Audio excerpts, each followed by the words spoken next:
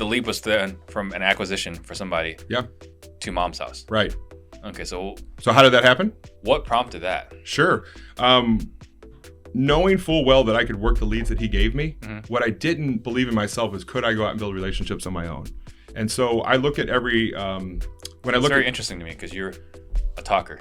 Yeah. You're a connector. Right. Well, but I having never done it, did I know I could be successful at it, right? Yeah. And so a lot of people go out and build relationships with realtors, and they build relationships with wholesalers.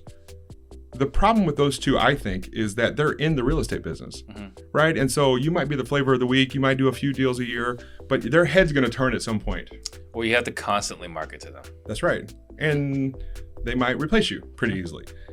In the senior living world, what I have found is that if you build relationships with the right stakeholders in senior living, you're going to help them with a problem that they have in their own business. What's in it for them? People only care about what's in it for them. Right. And if you can come in and meet with the people the right way and not lead with, I'm an investor, I'm a realtor. You might be an investor and a realtor, but that is not the way to build these relationships. That's not what they want to hear. Then it's about me first. And it's two things. The word investor and the word senior, sometimes investor is looked at as shark investor. Well, I mean, there's a reason why we have laws in place to protect the senior citizens. Yeah, rightfully so. They should be there. Yeah. So they hear the word investor, that could be taken negatively. In our world, it's not.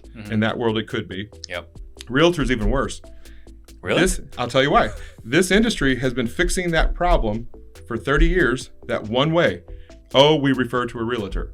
So when they hear that you're a realtor, what's your value to them? Are you something? It's called the crocodile brain, right? You're a commodity. They don't need you. Yeah. Nothing's new. And so I have figured out ways through scripting to open up, unlock their brain, to let them understand that they know that they have a problem by asking questions that I already know the answer to, and to let them know that I solve the problem that they have. And each of the 10 people that I teach you how to network with all has a different what's in it for them.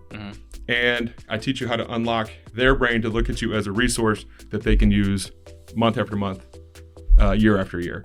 But let's talk about how you came into this. Okay. Right, because you're working for somebody else. Yeah. I mean, what made you? What motivated you? Like, you know what? This is a need that needs to be filled. Back in 2011, I remember clearly we did 66 houses that year, and I said, "What is the stereotype about these sellers? Tell me a story. What's the similarity about these people?" And I say this all the time, so if you guys have heard it, forgive me, but it sounds like this. Dad died 8 years ago. Mom's been doing the best she can.